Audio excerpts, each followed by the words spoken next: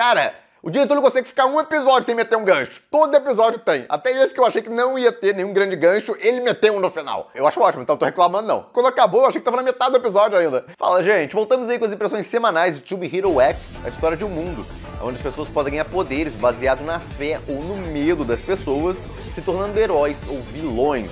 A gente tá acompanhando aí o arco da heroína da sorte e olha, tava até dando bom pra ela até que veio o final desse episódio, onde, bom, o autor não consegue não botar desgraça nas histórias, e essa aí parece que vai ser mais uma delas. Então, bem macabro esse final. Alguns estão super confusos com o que aconteceu ali, porque parece que ela esqueceu do garoto, que ela era apaixonada e prometeu que ia buscar ele lá, mas aparentemente passou 2 anos e ela não fez isso, então eu tenho umas teorias sobre isso que eu vou explicar aqui, que liga até com essa cena, que o cara fala com ele começa a enlouquecer ali. O que esse cara falou pra ele? Eu tenho teoria sobre isso também. Então, como sempre, vai ter um bando de teoria pra fazer aqui. O legal desse anime é exatamente isso, fora ser uma história bem interessante, bem dirigida, bem escrita e muito bem animada e com músicas excelentes, mais 2 músicas boas pra caramba. A do anterior já foi muito boa e parecia que era só essa música dela, ficar repetindo essa música. O caramba! Chegou esse episódio mais 2 músicas muito boas. Quando não é a trilha sonora dos heróis, porque eles têm uma trilha sonora própria e geralmente é uma música letrada, ainda vem aí essa, que é uma cantora e fica inventando cada música melhor que a outra. Então a última vez que eu vi um anime que tinha tanta música boa por episódio, olha, foi há mais de 10 anos atrás. Eu vou comentar melhor sobre isso mais à frente no vídeo. Mas vamos lá, dá uma geral aí do que aconteceu nesse episódio. Teorias, com certeza a gente tem que fazer algumas. Como sempre, quem puder, apoie o canal, vire membro. Você ganha os extras toda semana. Já tem mais de 1000 acumulados. E você não ganha acesso ao chat exclusivo dos membros no Discord, a partir do nível Plus, onde você tem acesso a mim o dia inteiro. E uma comunidade muito legal que você pode bater papo, tirar dúvidas. E o mais importante, você vai estar apoiando mais aí no meu trabalho. Então quem já é membro, mas muito obrigado. E quem não puder, só dá um like aí, se inscreve no canal para não perder nenhum vídeo. E bom, gente, vamos lá. Nesse episódio tem a fuga deles aí do orfanato. Mostra o momento, inclusive, em que eles decidiram preparar todo aquele plano lá, que iam tocar aquela música e depois fugir, como foi no episódio anterior, o final do episódio anterior. Foi quando eles descobriram que estava meio óbvio, o diretor só estava usando aquela garota. Caso ele realmente não estava fazendo isso para ajudar as pessoas à volta e tal. Ele tinha planos maiores lá e ela estava sendo usada como um pet da sorte que conseguia ajudar nesses planos. O que levou a essa fuga aí? Ele tem poderes ainda, explicou até que ele era um herói, já foi um no passado, mas não ficou muito tempo como um herói, mas ainda retém parte dos poderes dele, claramente. O Lu, com o azar dele misturado à sorte dela, consegue permitir que ela fuja devido à situação maluca aí. É legal que a situação é explicada no flashback, porque eles comentam, no caso que esse cara aí tava trabalhando demais e tal, o amigo dele fala isso pra ele, tava fazendo turno atrás de turno e acabar dando ruim. Então justifica isso que acontece um bom tempo depois, de tanto trabalhar, assim, não foi no dia seguinte, mas de tanto fazer turno atrás de turno, não dormir direito e tal, esse cara acabou dormindo no volante e gerou essa cena maluca aí. Mas isso aí tá misturado, obviamente, à sorte dela e o azar do outro que puxou o caminhão pra cima deles, né? Mas, bom, o caminhão abre as portas e, ao mesmo tempo, bloqueia o cara lá que tem poderes, o diretor do orfanato, só que acerta o Lu no processo. Ela fica desesperada, mas não tem o que fazer. Se ela ficar lá, ela vai ser capturada de novo. O Lu até mandou ela fugir de lá e ela acaba fugindo, só que tá desesperada, tá? Porque ele ficou pra trás. Então, essa cena aí, inclusive, ficou bem bonita. Ela sem saber o que fazer. E aí, no desespero, ela começa a tocar a música que ele criou. Inclusive, mostra o flashback deles criando lá a música, ele mesmo cantando a música. Ele claramente não canta nem perto tão bem quanto ela, mas foi ele que ensinou essa música pra ela, incentivou ela a tocar e tal. Muito legal isso. E ficou extremamente fácil de shippar os dois. Só tem 2 episódios, mas a interação entre eles, mesmo que seja curta, esses flashbacks aí, ajudam horrores a você torcer pelos dois. A química entre os dois é muito legal. E o cara, embora tenha esse negócio do azar dele e tal, ele é super pra cima, descolado e tal. Alguns acharam, inclusive, tinha uma teoria, de que ele é o Isou, que a aparência dos dois é semelhante. Olha, o Isou também estava no orfanato, o garoto lá, depois que perdeu os pais, mas a impressão que dá é que é outra pessoa. Porque o Isou, se vocês lembrarem, ele fala que ele não tinha nada, no caso de confiança, enquanto o Lu tem. Um pouco de confiança, é pouco, mas tem. Ou pode ser medo das pessoas, o que ele tem lá. Mas ele tem alguma coisa. Enquanto o Lu não tinha nada, tá o 0 ali no braço dele, lembram? E a aparência dele, tá, até a personalidade dele, não é confiante nem nada. Esse cara é super confiante, apesar das coisas lá, e apronta pra caramba e tudo mais. O pessoal tem até medo dele por isso. Então não bate em nada com a personalidade do personagem lá que a gente viu no arco anterior, que é o Isou. Inclusive o nome é diferente. Pode ser um apelido esse negócio do Lu aí, mas ainda assim. Mas bom, ela tocando lá chama a atenção desse cara que joga uma moeda pra ela. E esse cara parece ser o X, ele não transformado, porque ele não aparece normal dele também, ele tem cabelo preto. Tem uma teoria, inclusive, que o X tá meio que interferindo em todas essas histórias. Pode ser. Mas se ele tá fazendo mesmo isso, ele não é muito bonzinho não, tá? Porque as histórias, a maioria delas, estão com partes bem trágicas, vale dizer. De qualquer forma, ela tenta lá usar a moeda dele pra comprar uma raspadinha, só que a sorte dela acabou. Isso eu achei meio forçado. Só porque ela saiu do orfanato e tal, a sorte dela zerar, ou seja, o nível de confiança dela zerar, porque os devotos lá viram que ela desapareceu do culto, provavelmente no dia seguinte, aí ela perdeu muitos devotos, mas não todos, entendeu? Aí o diretor meio que forçou a barra de zerar o númerozinho dela ali. Foi rápido demais. Com o tempo, isso acontecer, poderia, mas meio rápido demais. Mas se ela tivesse a sorte dela alta ainda, ela ganharia dinheiro pra caramba só na raspadinha lá. E o diretor não queria que fosse por esse caminho. Então, zerou a sorte dela pra ela não ganhar na raspadinha e ter que ficar tocando lá pra chamar a atenção. Ficou bem legal, porque a gente viu um bando de música boa que ela começou a tocar lá. E é muito legal como ela começa a tocar sem confiança e tal. E aí vai ganhando confiança e vai ficando muito melhor a música, porque até a voz dela e tal. Só que tem um detalhezinho que muita gente notou. É bem óbvio, né? A voz não combina com ela. Tudo bem que tem aquela fase lá, adolescência, ela tá nessa fase, ela tem aí uns... Quando encontraram ela tinha cara de uns 3 anos de idade, mais ou menos, e era o ano 23 da comissão. Aí depois mostra que teve um time skip lá, quando ela virou aquela garota do culto, de 5 anos. Então ela teria, uns 8 anos, 9 no máximo aí. Depois teve um time skip, depois que ela encontrou o Lu e tal, os dois viraram amigos. Aí teve um time skip de mais 6 anos. Então você soma tudo isso aí, e a gente já tá no ano 34 da comissão. Então ela teria aí provavelmente uns 14 ou 15 anos. Então, embora a aparência dela ainda lembre alguém mais nova, a voz dela ter mudado para o negócio da adolescência, dá pra levar. Só que muita gente falou que a voz não parece que combina, parece uma voz de uma garota de uns 18 e tal, numa garotinha de uns 13, 14. Eu concordo, mas ainda assim, a música é sensacional. Adorei, muito boa essa música. E vai chamando atenção, obviamente, porque ela canta pra caramba. É engraçado que eu não prestei atenção, mas o Lu falou que essa guitarra tem um amplificador nela, porque, pô, a guitarra precisa de um amplificador, né, pra sair o som da guitarra. Mas essa guitarra aí já vem com o amplificador embutido nela. O Lu tinha comentado antes, aí faz sentido. Mas só quando eu tava revendo algumas coisas lá do episódio que eu notei isso, porque antes eu tava achando, pô, como é que tá saindo o som da guitarra? Não sai som alto da guitarra, mas tem guitarra aparentemente com amplificadores embutidos. Eu, particularmente, não sabia disso. Aí sai aquele som mais alto e tal. Inclusive, essa guitarra foi jogada pra tudo que é lado lá no começo, naquela confusão lá com o diretor. Então ela remendou a guitarra com um bando de coisa lá. E virou um negócio que virou marca dela, porque depois nos shows até ela continuou levando essa guitarra toda remendada aí. Até porque era a guitarra do Lu, o Lu que deu pra ela.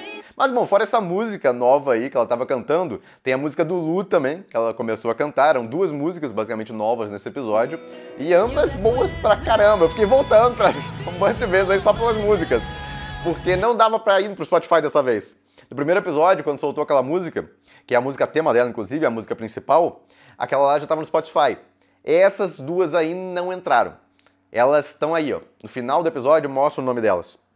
Então, é um macete, inclusive. Sempre que tocar uma música original no episódio e a música foi em inglês, fica procurando lá no finalzinho dos créditos. Geralmente vão mostrar os nomes das músicas com os dados e tal sobre elas. Fica aí de dica pra vocês. Mas essas são as 2 músicas aí que tocaram nesse episódio. Eles vão soltar elas em algum momento, pode ser no próximo episódio, quando acabar o arco dela, aí solta no Spotify. É a mesma cantora que cantou aí a música do episódio anterior, vale dizer, e canta a música tema dela, então é a voz dela na hora que tá cantando, basicamente, essa garota. Então vai soltar em algum momento aí essas 2 músicas no Spotify também. Mas até o momento que eu fiz esse vídeo, talvez você que esteja vendo no futuro já saiu essas músicas, mas até o momento que eu fiz esse vídeo ainda não saíram. Então não tem jeito, tem que ficar repetindo o episódio, várias partes do episódio pra ficar escutando.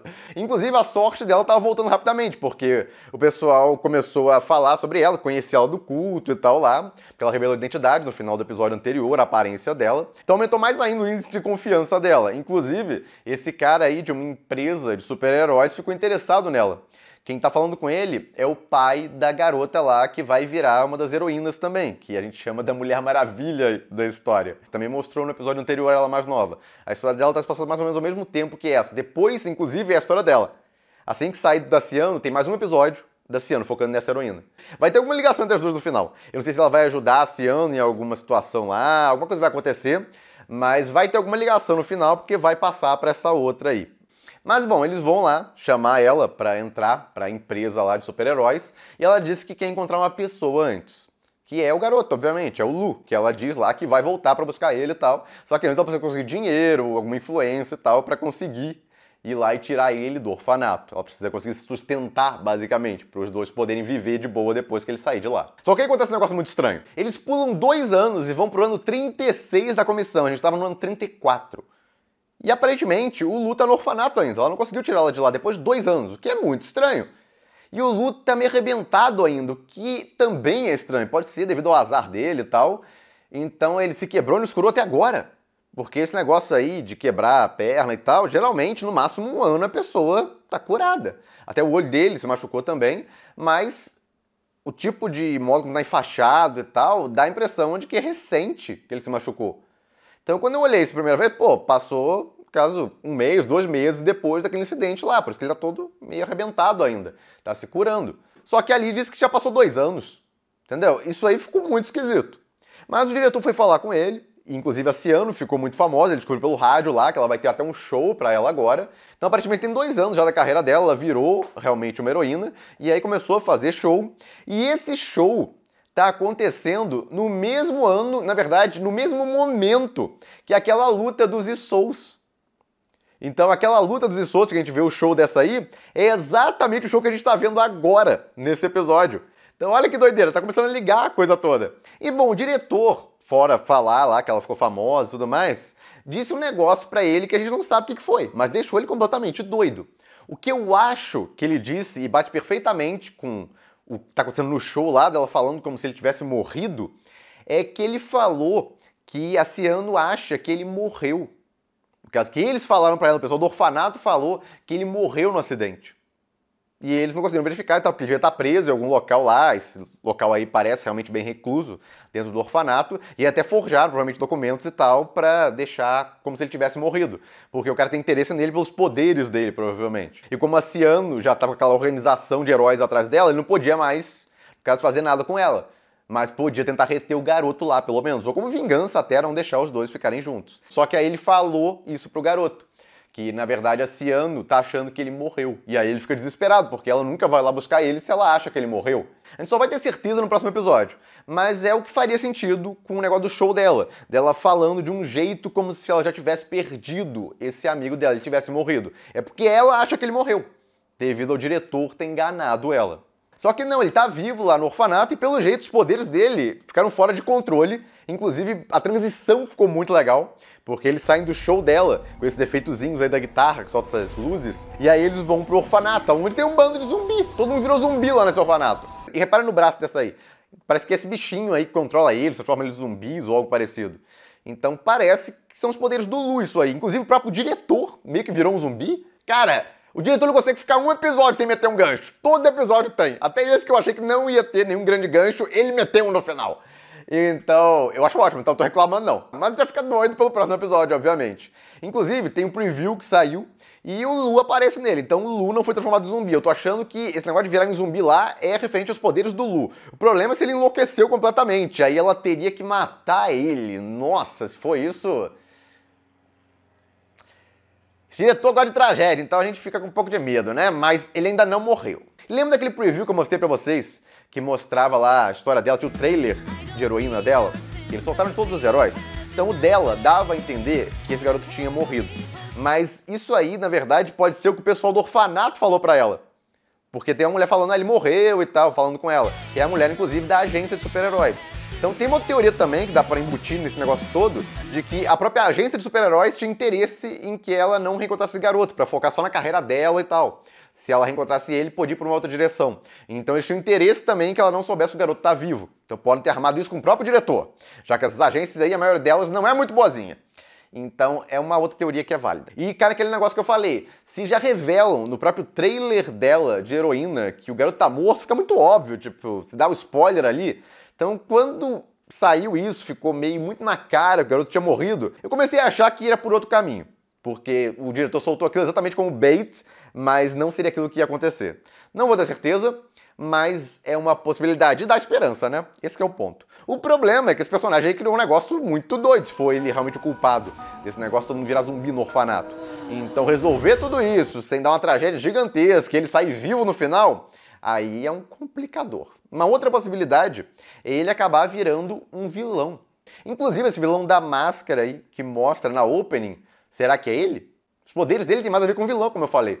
E o negócio do azar dele parecia gerar mais medo, aquele número lá parecia mais medo do que confiança. Mas se isso aí tá certo ou errado, a gente só vai descobrir no próximo episódio, que é o final aí do arco da Ciano. Já mostra até parte do trailer dela usando aquele arco dela, usando aquela roupa de heroína dela. Então ela vai invadir seu orfanato, provavelmente vai descobrir que o Lu ainda tá lá, e vai ter o reencontro deles. Tomara que não seja mega trágico, porque seria o caminho mais óbvio para esse diretor, levando em conta o que ele fez nas histórias até agora. Então uma história que vai para um caminho um pouquinho diferente, para variar, seria legal, né? É bom para você não ter sempre certeza que toda a história vai acabar de forma extremamente trágica. E bom, esse anime tá me lembrando Angel Beats, um anime antigaço aí de 2010, mas ele tinha música boa, porque tinha uma banda que tocava lá. Todo episódio não era o foco era um mistério e tal, no mundo que o protagonista tava, um bando de outras coisas, tinha até ação, mas tinha uma banda lá que tocava todo episódio, e essa banda era lotada de música boa. Então teve músicas sensacionais do começo ao fim, eu ficava correndo atrás de todas as músicas lá que tocava todo episódio. E depois de Angel Beats eu nunca mais vi um anime que não fosse focado em música, obviamente, que tivesse esse negócio de música boa todo episódio. Aqui tem porque todo herói tem uma música tema, e ela é letrada. Então tinha lá Paragon, por exemplo, do primeiro herói, que era o Nice. Depois teve uma do Soul. Tem essa música tema também do Sawano, que é letrada e toca nos momentos mais climáticos. Então o Sawano tá envolvido, obviamente ajuda a ter mais música letrada boa ainda. E chegou esse ano, que tocou a música tema dela no primeiro episódio dela. Beleza, isso era esperado, muito boa a música. Mas aí vem o episódio seguinte, mais duas músicas dela. Então, nossa senhora, tipo, olha quanta música boa. Seja música tema dos heróis ou música tema que ela tá inventando, cantando aí. Aí eu comecei a pensar a respeito e me lembrou Angel Beats. Mas as histórias em si não tem nada a ver uma com a outra, tá? Já vale avisar. Embora seja um bom anime. Quem nunca viu Angel Beats, recomendo aí dar uma chance. É bem legal e tem várias reviravoltas também pra quem tá gostando de reviravolta nesse anime. Angel Beats é cheio delas também. Pensando agora, tem bastante história trágica lá também. Então tem mais semelhanças entre Angel Beats do que eu pensei inicialmente, esse negócio das músicas só. Então, olha, dá uma olhada lá, quem nunca viu esse anime. É legal. E por último, um negócio que vale notar, pra mim, pelo menos foi a impressão que eu tive, que passou muito rápido o episódio. Mesmo que seja um episódio sem ação. Esse arco da cena não tem tanta ação, assim, tem movimento. Mas não tem tanta ação. Teve aquela cena mais tensa do começo, mas depois foi mais um Slice of Life, dela tentando sobreviver. E isso é interessante por si só. Pra você querer ver o que vai acontecer com ela, como é que ela vai se virar. E não demora muito as cenas, vai passando o tempo rápido. Então a dinâmica toda, como estão levando a história, mesmo que não tenha muita ação nesse arco, como teve nos anteriores, ainda tá passando muito rápido os episódios. E esse particularmente me surpreendeu nisso, porque quando acabou, eu achei que tava na metade do episódio ainda. Aí, como assim já acabou? Mas pode ter sido só uma impressão minha, comentei a impressão de vocês também. E o que vocês acharam desse episódio? Gostaram das músicas lá também, tanto quanto eu? Comentem aí. E isso, por aqui, se gostaram do vídeo, deem um like, compartilhem, inscrevam no canal que não se inscreveu ainda, apoie o canal quem puder, vire membro, e eu vejo vocês no próximo vídeo.